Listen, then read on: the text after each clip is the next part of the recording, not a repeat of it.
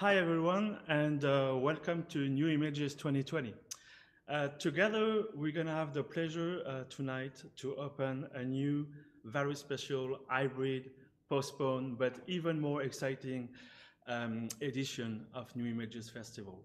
My name is Elie Levasseur, and I'm in charge of the XR financing market. This is a program within the festival that aim to be the place where future masterpieces can be pitched, discovered, and financed. During these 3 days together and over the course of 8 pitching sessions, we're gonna discover 40 amazing projects from 22 countries. All gonna be immersive, of course, and all are project in development phase. Tonight, we're gonna start this journey with a collection of projects that all have been adapted or either inspired from books or movies. I'm particularly happy to speak about adaptation in VR, I must say. Seeing more and more artists embracing the medium to adapt compelling stories is, I think, a great sign of maturity for XR. It gives some evidences that the medium emancipate from other form of arts and become a new singular art form in itself. So now, before we start, I'm more than happy to welcome our 6 decision makers. For now, we have only 3 and maybe 4 soon. So, but we have Liz Rosenthal from Creative XR and Venice Festival. We have Miriam Asha from the Phi Center. We have Kane Lee from Baobab, who just connected. Hi. And Jimmy Chang from Iconic Engine. We're still waiting for Jeffrey Travis from Positron and Jérôme Colette from Ubisoft. Hopefully they will join us soon. So thank you to all of you to joining us, and I hope the pitches will capture, of course, your interest, and hopefully that you will have loads of questions.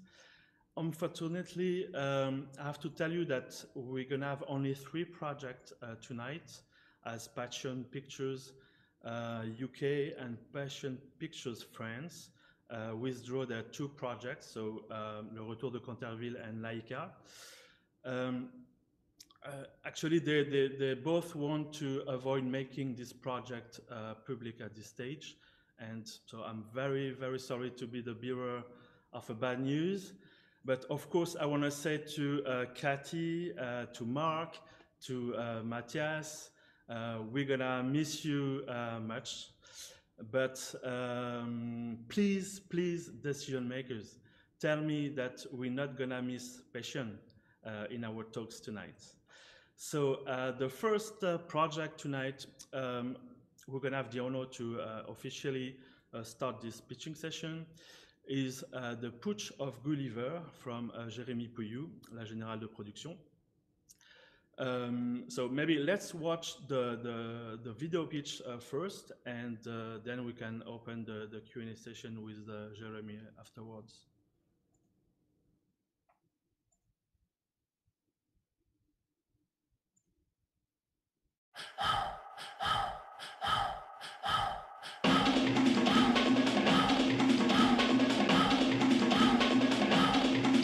I am Jeremy, author and producer of The Putsch of Gulliver, and I'm usually producing works for all types of medias and platforms. I am Michael from France as well.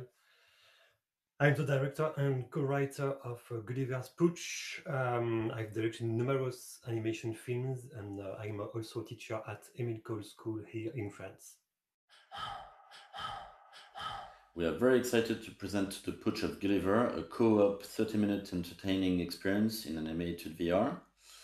The tone is humorous and the gaming is casual, and it's based on the famous novel of Jonathan Swift, so it's a classic worldwide.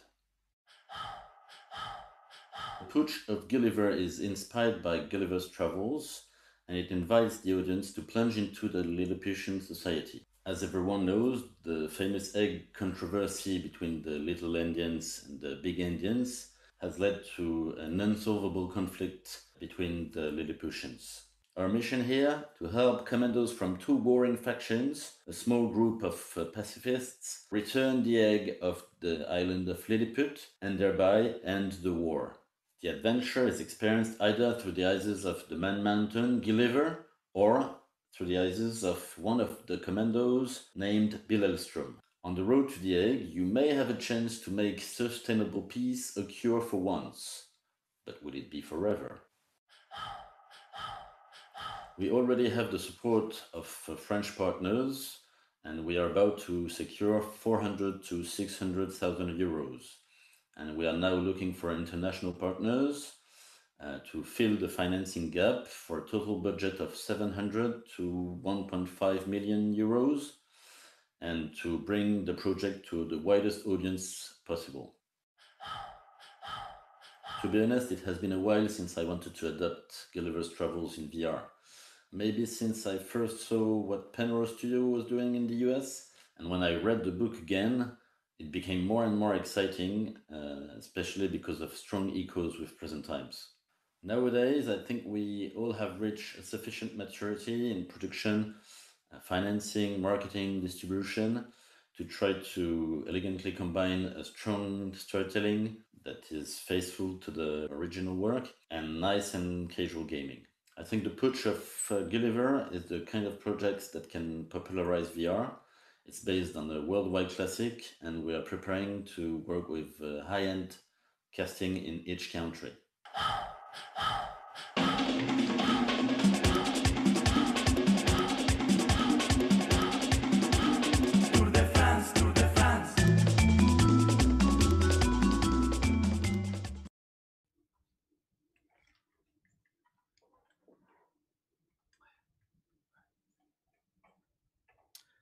Congratulations, Jeremy, and so excited about your project. How are you doing tonight? Well, except the hour, I'm very fine. Great. Would you like to say a word in addition? I mean, as an introduction, or shall we go to the Q&A right now?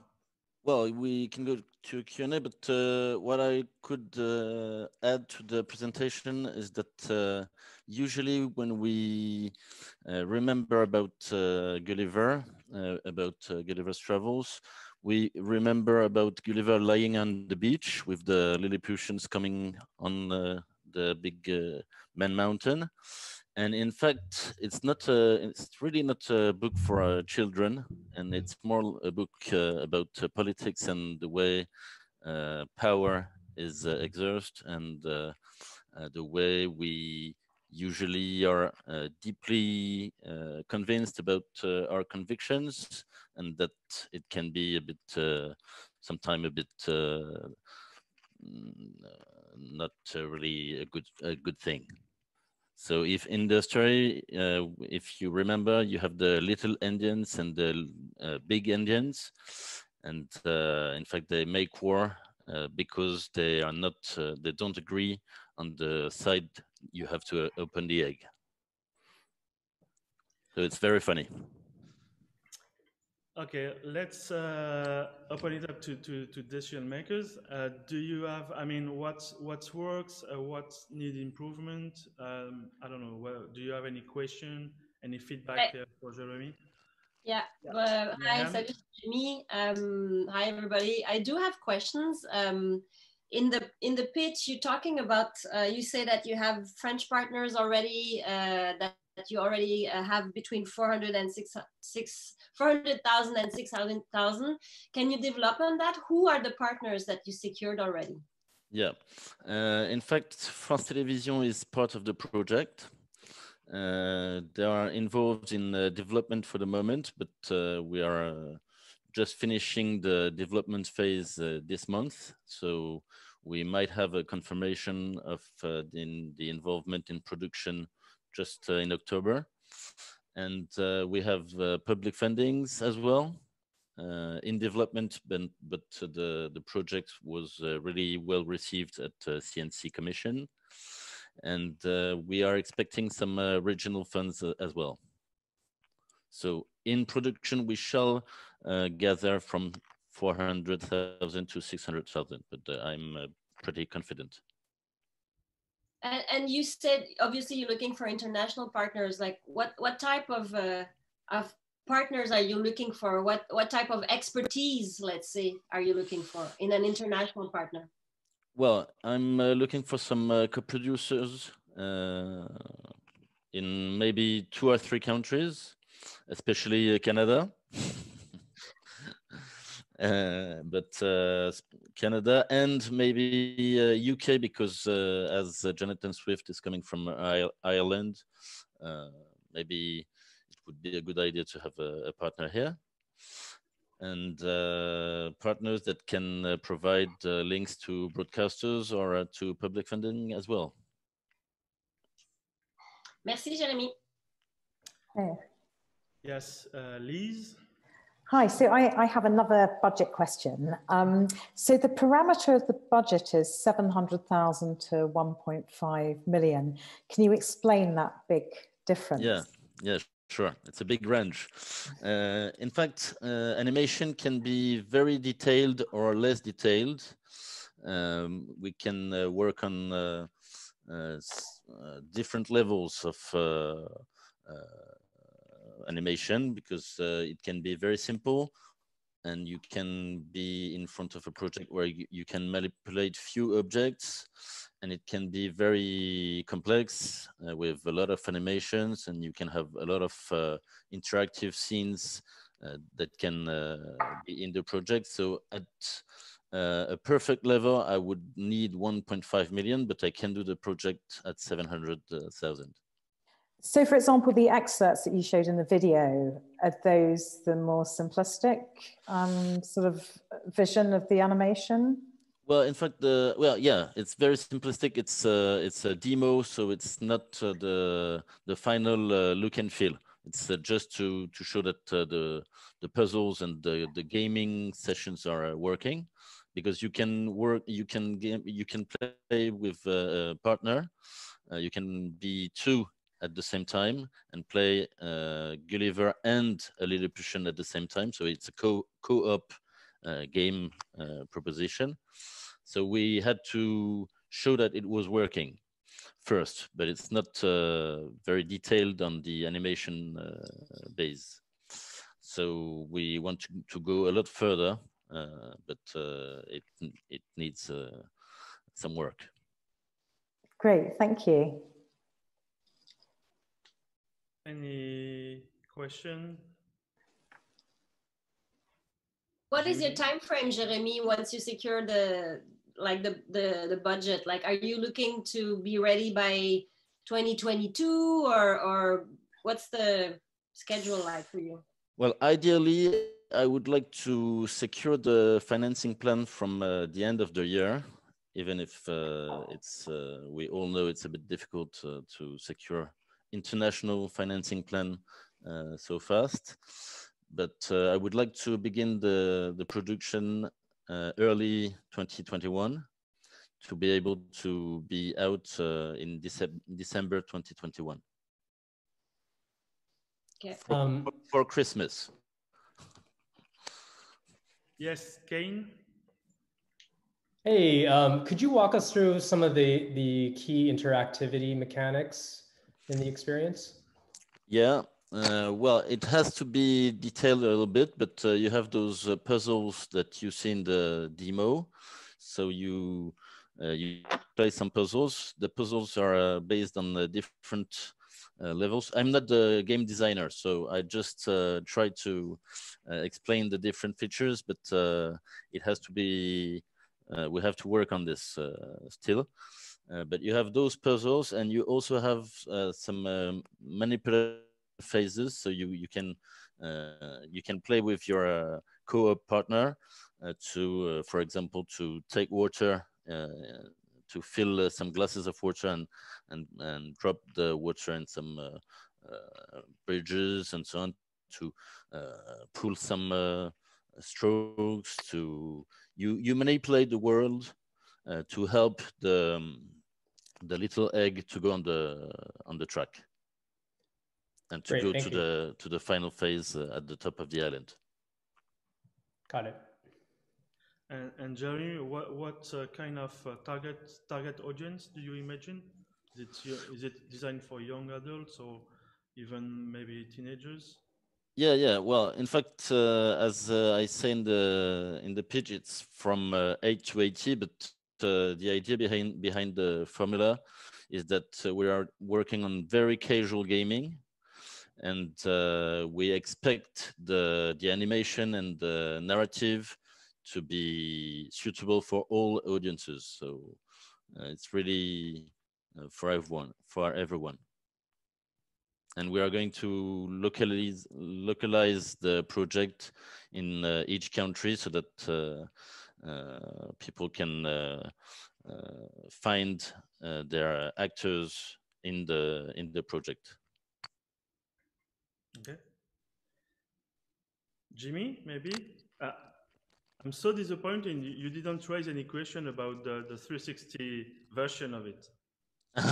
Oh, hi. The reason why I didn't ask is because I actually had a call with Jeremy before about Gulliver, and I already kind of understand about what it's gonna look like in the future. And I have to say, when we were having the call, I kind of agree that this project shouldn't have a 360 video at this moment, until he really has a complete prototype that we can maybe do a further discussion. Because I think if you actually take those interactive out, it's gonna make it into a very kind of like a boring story, and a lot of end users, they will just don't understand what it is talking about.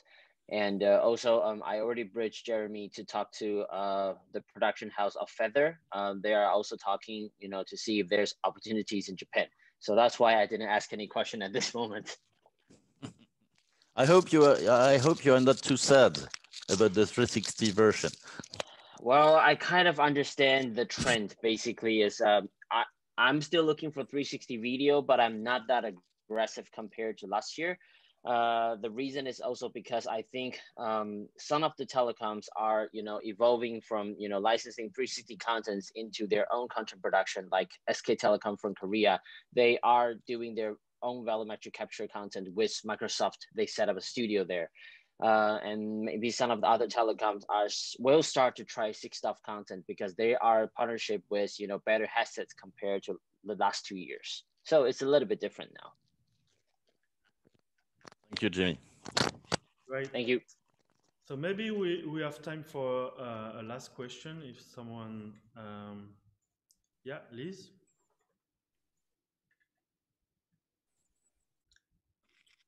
Sorry. I can't hear you, Liz. Yeah, the mic was switched off. Okay. Hi. Is that okay now? Yeah. Yes. So I wanted to ask a bit about the player mode. So you mentioned 2 players. Is it necessary to have 2 players? No. It's not. You can play it in single player mode. You can play single mode, and you can choose the character you want to play. So you can choose to be Gulliver, or you can choose to be a Lilliputian. And if you have a friend, or if a friend of yours is even on a remote, you can play with him as well. Great. And I just have a last question. It's about the format, because you mentioned it's 30 minutes long. And would you describe it as a puzzle game, essentially? Well, it's a narrative puzzle game. Yeah. And so a lot of those narrative puzzle games or narrative puzzle games, they tend to be a lot longer. They tend to have sort of like several hours of gameplay. How are you thinking of extending that? Or how do you think it's going to work as a format of something that's 30 minutes? And what's the price point you're thinking of on the storefront? The price on the storefront. Yeah, just it's a question also to do with the format. Yeah. Well, in fact, the format is not completely fixed at the moment, but the narrative scenario is 30 minutes long. But of course, with the gaming phases, it shall be longer. And depending on the budget, it could be a much longer experience. So it could be maybe 1 hour or 2, but at least it's 30 minutes long. And for the price on the stores, I think that we could go from maybe 15 to 25, something like this, dollars. Great, thank you. You're welcome. Okay, thank you. Yeah, we have to move to the next project right now. Thank you very much, Jeremy. Thank you very much for joining us. And so now we're gonna watch the video pitch of a project called The Broom, and we're gonna have a Q&A discussion afterwards with Nimrod Shapira.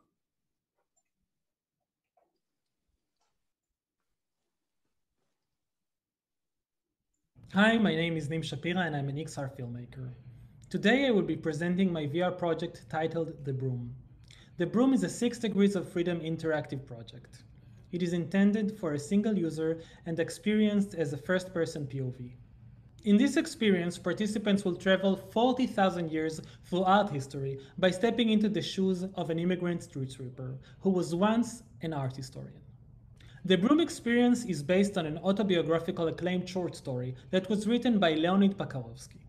Leonid was an art historian for the Ukraine Ministry of Culture, but after the dissolution of the Soviet Union, he immigrated to Israel. The only job he could get at 44 was sweeping the litter of the streets of the holy city, Jerusalem. In this story, Leonid's mind is hoping to find a deeper meaning and solace to his Sisyphean job. He is doing so by going on an art exploration and trying to find presence of brooms in prominent art paintings in art history. In this immersive VR experience, participants will assume Leonid's spot, enter his shoes, hear his story, and manifest the art exhibition he had curated in his mind. By grabbing a hold of a physical broom, enhanced by haptic sensors, and sweeping in the virtual world, the experience will begin. I'd like to build a custom controller for the experience in the form of a physical broom that detects sweeping motion in the real world and translates it into the virtual world. To advance the story, the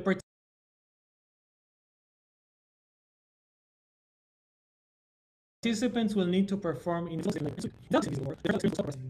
like a street sweeper work that will only go noticed if it stops happening. The participants will encounter prominent artworks, from cave paintings to Rembrandt, and from Egyptian tomb to Van Gogh. In each new surrounding, participants will need to sweep the litter off the floor in order to manifest the artwork. Once the floor is clean, the artwork will fully materialize in front of them. In each scene, Leonid will shed light on the art piece and highlight the broom's presence in it. Along with his art knowledge, Leonid will share his most inner thoughts about his Sisyphean job, his experiences as an immigrant, and the obstacles of a foreign language. After sweeping numerous artworks, participants will find themselves in a spotless Jerusalem street, having traveled through tens of thousands of years in art history. As dawn is rising, participants will be encouraged to place the broom and watch it fly away from them, defying gravity and escaping reality. Will participants find a deeper meaning to Leonid's existence? Will they succeed in manifesting the art exhibition he curated in his mind? And will they set him free from the daily and banal routine to the sublime? The Broom VR experience will use a mix of different techniques in photogrammetry, traditional 3D modeling, and real-time animation. Each scene will be as realistic as possible, with participants feeling like they truly are traveling through time and space. The litter and broom design will change based on the time period the participants are in. The Broom is a global story that should be told locally. That's why I imagined this VR experience set in different locations around the world and narrated in various languages. Thank you for listening to my pitch. I'm a grandson of an immigrant who fled Europe in the hopes of finding a better tomorrow and became a construction worker with an engineering degree. As an immigrant myself, I consider myself fortunate to be able to work and create in my field of expertise. The Broom short story was written 3 decades ago, after the dissolution of the USSR that resulted in mass migration. It is a story that remains relevant today as refugees and migrants are leaving their homes across various countries. Many of these immigrants, regardless of their skill level, will not continue to work in their fields. I want to shed light on how immigrant skills are going to waste. I'm interested in exploring how the biases of participants shift and change after they step into an immigrant's street sweeper shoes.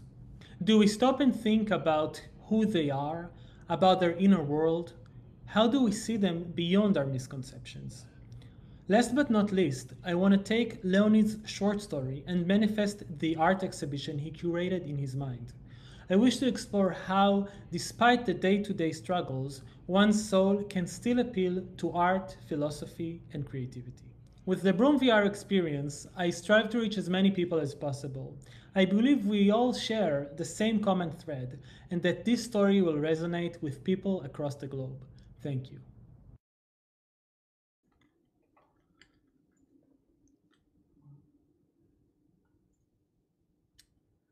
Well done. Thank you so much for the presentation, Nimrod, and sorry for the little technical problem.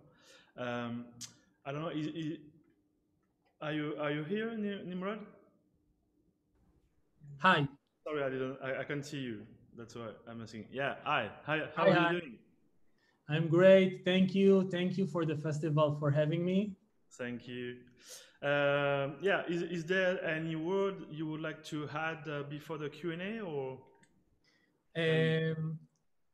Thank you for listening to my pitch. I think I forgot to mention that the experience itself is around 7 minutes long, and that, as you can see, I'm in early stages, but I wanted to share it with you. And also that I'm in advanced talks with Israeli film funds that know the project and like the project and supported my VR work before.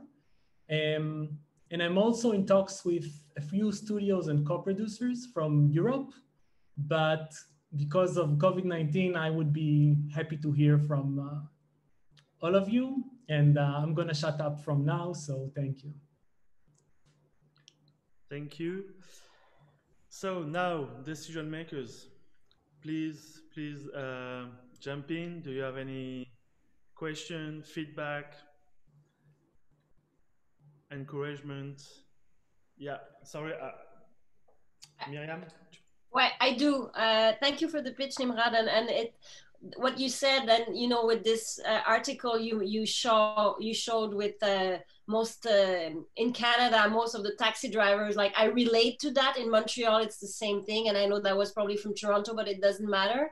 So I think it's a very relevant story you want to say there. I have a question because during the pitch you mentioned very often, you know, like the exhibition that he had in mind. And when you're thinking about the physical installation, let's say, because yes, there will be some VR, like a VR content, have you thought already of a possible physical installation? And if yes, have you already thought about how it would look like? So first of all, the place where it's going to be exhibited is going to be very clean because everybody's going to sweep floors. But in terms of the actual location, you know, from Rembrandt, Van Gogh, these creations of a painting with a broom are not even on display. So if you ask me about my dream, it would be like having the real exhibition next to the VR exhibition in a museum that would have those pieces in it. So a gallery or a museum that would feature art related to the broom. But again, from you know, art galleries and institutions to museums and universities, I feel like it's relevant to, and of course the Phi Center, I feel like it's relevant to a lot of places. Yeah. Thank you. Yes, Kane. Hey, Nimrod. So that was really original. I was very, you know, mesmerized. I'm the child of overqualified immigrants as well. So I was really paying attention to the story, which really drew me in. I was a little bit unclear in terms of the actual experience inside of the VR with the broom. So is there going to be, you know, are people going to be, is it more like an LBE installation where people are going to have a physical object during the experience? Is there going to be a way to do it with, you know, to do it at home without, you know, a physical object? Could you just kind of unpack that a little bit? Because I was just a little bit unclear. Sure. In terms of the distribution partners, sorry, in terms of the distribution method, yeah, I see it as both one for downloading at home and using your controllers, but of course I would like to launch it in a physical place with a broom connected to haptic controllers. In terms of the mechanism of the story, of the experience, I imagine there would be 5 locations throughout history. So 5 time events during 40,000 years, not including Jerusalem. So from a cave painting, you will go to Egypt, from there to China, and then to the Netherlands for Rembrandt and Van Gogh. And I think that every location, again, it really depends on the speed of the user, because there's a lot of litter, and I can sweep it all in 60 seconds, and I can take 2 minutes in the experience. But the idea, and I think that was the part that was a little bit glitchy, is that if I'm not sweeping, then I'm stuck in the location, and Leonid's stream of consciousness stops. And if I start sweeping again, then the art materializes in front of me. So I can materialize the art through the sweeping motion in 60 seconds or in 2 minutes or in 3 minutes. But again, there's some correlation between how you're doing an invisible work, invisible later, in order to manifest something. And if you stop doing it, only then you notice that something isn't happening. And I try to correlate it with the actual work that street sweepers do. Got it. Thank you. Yes, Jimmy first, and then Liz. Hi, Nimrod. This is Jimmy here. I have a question. It's actually more from user's experience, because I really like this concept. Basically, I think it's very telling the story that, because we have a lot of immigrants in Taiwan, and I think they're all facing kind of like what you just described, that they can find a very specific job or a certain level of job, and it's very hard for them to jump outside from that kind of scope. So I think, to really bring audience back to what he was facing, like using the broom, I think that's a very good idea. I just want to understand, like, how, when I'm like sweeping the streets, how does the story goes on? I know, like, when I keep sweeping the streets, the artwork, the painting will come out, but how do you add any like elements that makes most of the end users in the world that they can feel this is something that they want to keep doing it until the end?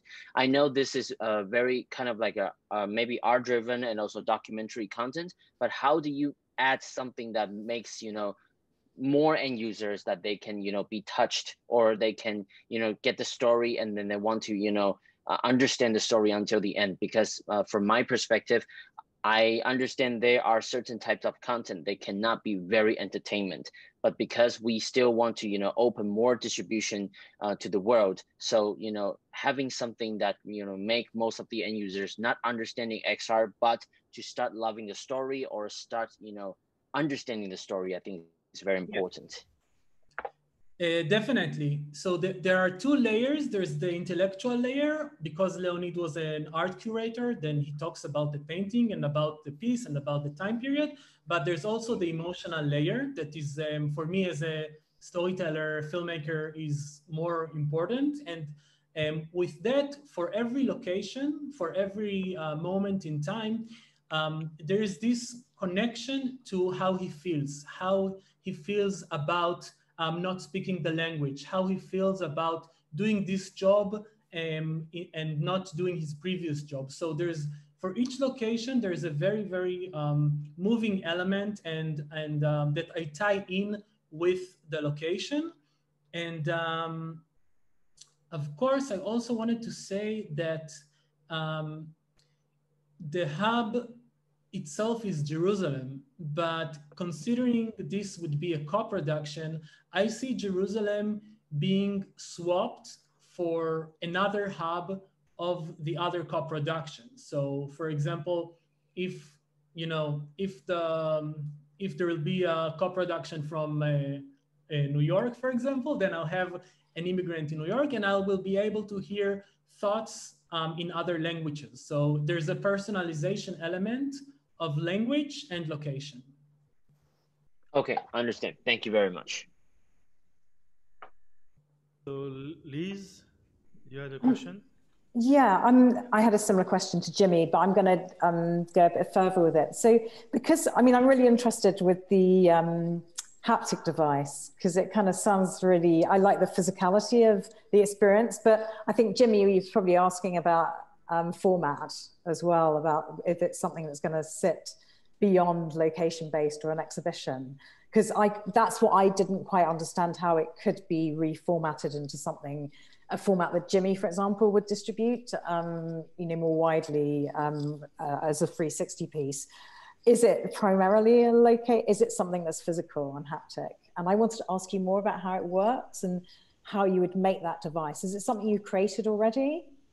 I'm starting to work on it now, on the prototype, on the mechanism, but still very early stages. In terms of doing it at home, right now I'm looking at using controllers to move the broom. I actually played a similar mechanism of holding a stick. So it's a very different experience. It's not related to what I'm doing, but I just tried to hold the stick with the controllers, and I found it to be very intuitive. So I'm not afraid of that. Of course, there are pros and cons for doing it at home versus doing it in a physical in a location. But the market is changing, and I want as many people to experience it. So. And also, you mentioned it's 7 minutes. That sounds very short. 7 to 10 minutes. So it depends on how quick you sweep. So you can be in each environment for even 3 minutes. So that would make it even more than 10 minutes. But again, it depends on how there will be unfolding content. So it really depends on how fast you sweep, how much litter I will put there in each scene. But what will you do with the voiceover though at the same time? The voiceover is triggered because of the sweeping, and there will be different contents that I can inject in according to how fast the user is sweeping, and I can also create a simple algorithm that will tell me if this user is a very much interested in the experience, or is just here to go 40,000 years throughout history. So there will be different personalization here is important for me. Great, thank you. Thank you. So thank you, Nimrod. I think we have to move to the next project, but I'm sure you will have time to elaborate with all our decision makers during your one-on-one meetings. Thank you so much, Nimrod. Thank you, guys. So the next project is titled Power of X, and is going to be presented by Mehran Nouri. So let's watch the video pitch, and we're going to have the Q&A, of course, afterwards.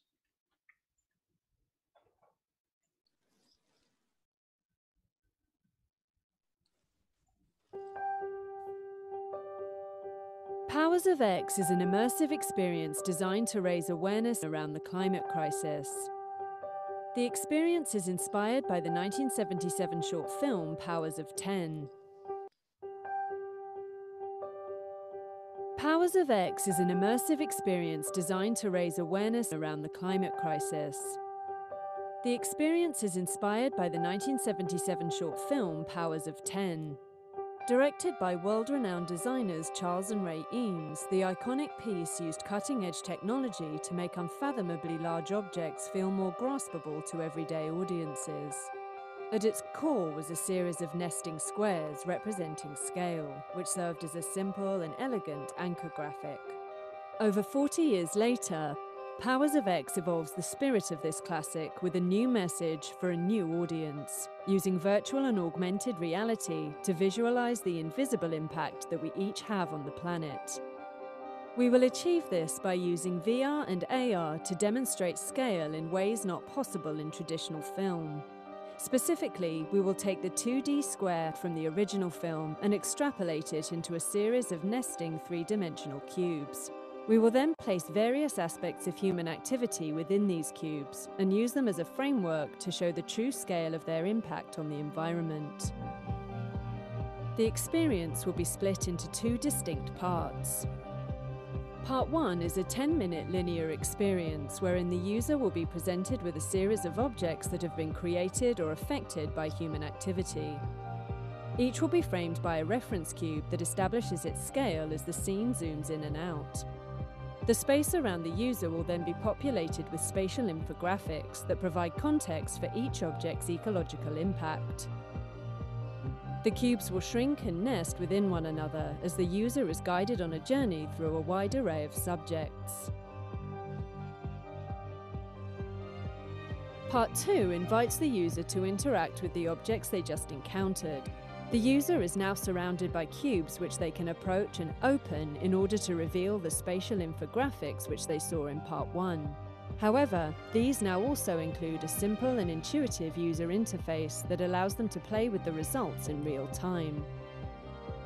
We will cover a wide array of objects as tiny as pathogens and how disease can spread due to human activity such as factory farming, which in turn contributes to larger scale issues such as deforestation and rising sea levels around the globe. We'll even go as far as Mars to examine the feasibility of moving to the red planet as our so-called Plan B.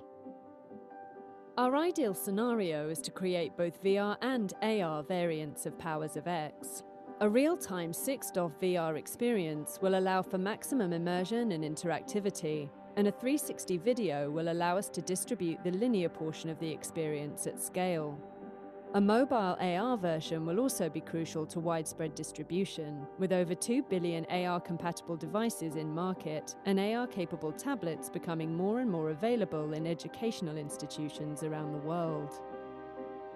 We have begun look development for Powers of X, with early tests showing a distinct approach that uses stylized infographics combined with photoreal elements to create an aesthetic that is rich and beautiful, yet efficient enough to run on mobile chipsets. To bring Powers of X to life, we have assembled a world-class team of producers and artists. Our creative team consists of director Mike Faulkner and executive producer Diddy Gent, who have worked together on films for Al Gore, and executive producer Merad Nouri, who is an Emmy-nominated XR producer and former creative executive at NBC Universal. Our production partner is Novalab, a Paris-based interactive studio who is the most awarded immersive content developer in Europe and the team behind lauded VR titles Notes on Blindness and Spheres. Together as a team, we have committed to following the United Nations Sustainable Development Goals as a framework for our production and hope to partner with the UN more closely going forward. Distribution plans for Powers of X revolve around 4 key channels: museums and galleries, film and cultural festivals, education and institutions, and in-home downloads. However, given the global pandemic, distribution in XR has many uncertainties, so the final distribution strategy is yet to be determined. Ultimately, our goal is to put Powers of X in as many hands as possible, and we are open to strategies that maximize our reach. To that end, we are now seeking funding, partnerships, and talent to help realize our vision and spread our message of awareness, sustainability, and empowerment. This is Powers of X.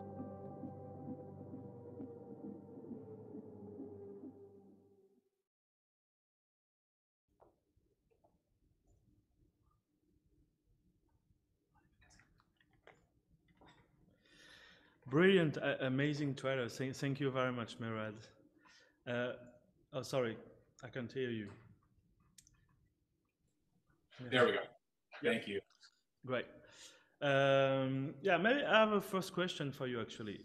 Since we are in this adapting in VR pitching session, I'm just wondering how, I mean, how comes the idea in your to adapt Power of X in VR? I mean, what was your first thoughts then? Sure, yeah. So I actually joined this project after it started being developed. And a lot of the decision makers here, I think, are pretty familiar with it, especially with Liz, because I met the creator at Creative XR last year. And they basically saw that there was such a great opportunity of taking the format of the original film and adapting it into VR because it deals with scale, and what is VR best at? It's scale, right? Putting that experience and letting somebody feel it firsthand is pretty powerful. The reason I came on board is because I had a personal connection in that I was just a huge fan of the film. I saw it when I was in, I think, junior high in science class a very long time ago, and it always stuck with me as a really, really powerful and beautiful and simple way to express something quite complex. So when I heard that Mike, our director, was doing this, I approached them and said, please tell me everything and tell me how I can help. And not long after that, I joined the team officially to help them bring it to life. But it definitely is, to me, it just seems like such a great use case for VR. A lot of times well, every time I do a project, we try to ask, why is this better in virtual reality versus in traditional film or television? And this one, the answer was clear that there's a real benefit to taking that idea of scale and putting it into something that's so visceral as VR and AR. Yeah, totally agree. So let's see what decision makers think about the project. Do you have any feedbacks, any question for Merad? Yeah. Yes, Liz. Yeah, it's a great trailer. So well done for that. I wanted to ask a bit about the interactive component. Can you give a few more examples of what the user experience is? Because I wasn't quite sure what those interactions were. Yeah, absolutely. It's hard in 5 minutes, and I think it actually glitched a little bit. Apologies. So the general idea is that the linear portion is a 6-stop experience where we present everything to you in a guided journey, and we cover all these different subjects along the way. The interactive portion then reintroduces you to those same objects and those same subjects, except now you have the ability to actually interact with those infographics in real time. So imagine in the image that we saw in the trailer, I think you're looking at, the user is looking at a globe with a bunch of little lines that represent the flight paths of long-haul aircraft. And the conceit there is that every long-haul flight emits around 216 houses worth of carbon per passenger. And so we visualize the carbon with these little monopoly houses outside of the cube, but then the user will have a simple dial or knob or lever where they can see like, okay, if I took one less flight, how much would that save in terms of carbon? And you'll see 216 houses. If I take 10 less flights, 2,000 houses, et cetera, et cetera. So we want to make it something that's very simple and again, shows you very realistically how this can actually affect change, because the big thing that we've been looking at is when you look at a lot of these environmental projects, a lot of times it's just doom and gloom, and it's all about how terrible things are and how we can't, you know, everything's going to hell, but they don't necessarily give you a call to action. So with the interactivity, our hope is that rather than scare you, we empower you that you actually can make a difference by making small changes in your daily life that can have real lasting impact. That's great, thank you. I saw the virtual hand of Jimmy Chang raised. Yep. Hi, Murad. Good to see you again. Hey, man. So we've been discussing about Power of X for I think already 2-3 times since a couple months ago. And right now I'll give you a quick update because I was referring back to some other climate change content, such as like, this is climate change from participant media, or like my Africa from conservation. This is climate change. That series is actually quite popular. That we got licensing deals from France, Germany, Taiwan, and China. And I think, bringing people, audience into, that kind of environment, even as a linear 360, it's actually powerful for them to see the reality or see the facts. So I just want to understand a little bit more on the linear version, since you've been developed this for about like 6 months to a year. Is that gonna be very educational, or or that's gonna be like like something that is the end users can understand like super easy? Because that will be very different from This Is Climate Change, that kind of series. It's not bringing you to an environment to understand what's happening in the world, but it's telling you like a lot of like comparison examples. So I just want to understand more about that part. 100%. Yeah, it's when we made the original kind of format, we weren't focusing on 360 as much, just because we really wanted to make something lush and immersive and take advantage of the technology to its maximum potential. We quickly realized, though, that initial linear experience, the part one, it can definitely be better in VR, or sorry, in a real-time experience. But the crux of it is very much a linear and guided journey. So we realized it doesn't have to be. And because, again, the goal is really to get this into as many hands as possible, whether it's through museums and galleries or really schools. We just know that for scale, 360 is so much more powerful. So the experience itself is essentially, the 360 experience is just taking that linear portion. As far as how educational it is, it's really, I would look at the original Powers of 10 as a comparison, because that basically was this very, very simple film that, again, took a very complex or large idea and was able to sum it up in something that made sense and felt real to everyday audiences, especially to younger people. So the way I see it, that 360 video, again, going back to schools, for example, is a really, really simple way of presenting these different issues that we all face because of the climate crisis, and then also drawing a very clear path about how everything is connected. The broader script actually shows how one thing leads to another. I think you saw in the video, there's like the burger leads to the cow, leads to deforestation, leads to gas. And we want to draw that thread in more of a narrative, so it kind of hits home and makes you realize that this is a bigger problem that we should be paying attention to, and that you can actually understand. Oh, okay, I got it. Thank you very much. I'll go next. I mean, Merad, we spoke, I think it was first, during Cannes, if I'm not mistaken, and then we chat again like a couple of months ago.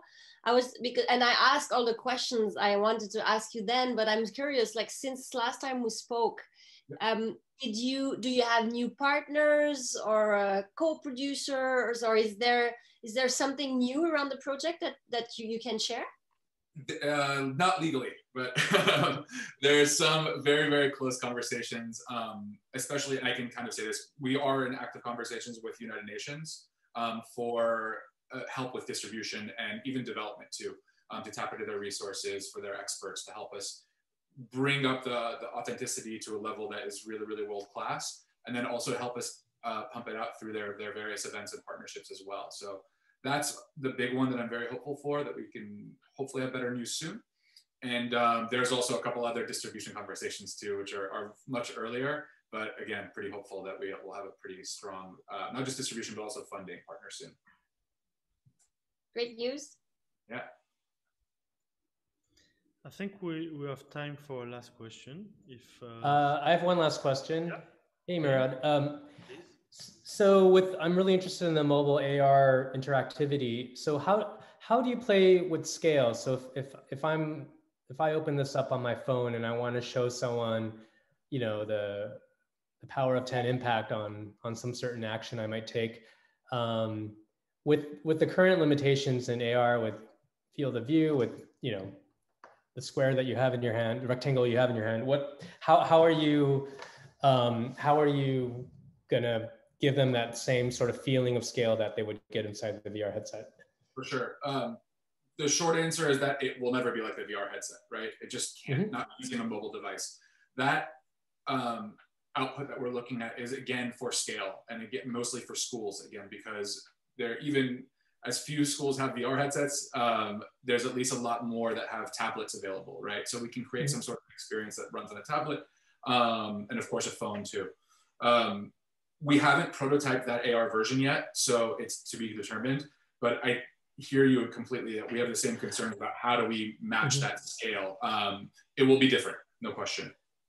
Yeah, I mean, just a general thought is that, you know, you're not going to have that advantage of the VR headset. So what other advantages of the real world, you know, of placing it in the real world can you have that can have as much impact in a different way though, right? Like, because when you're in the VR headset, the scale thing is huge, but if you have things in real life to compare it to, that could actually have an even deeper impact, maybe. 100%.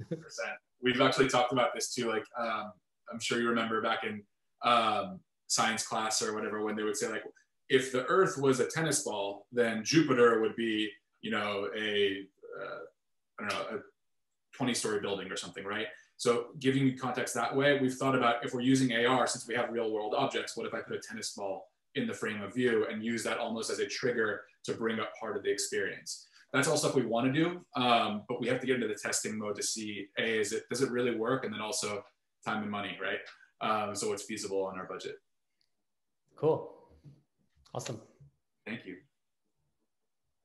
Okay, thank you, Merad. And thank you, everyone, for being part of it. I hope you love it. And I'm so excited to spend the next 3 days with you, actually.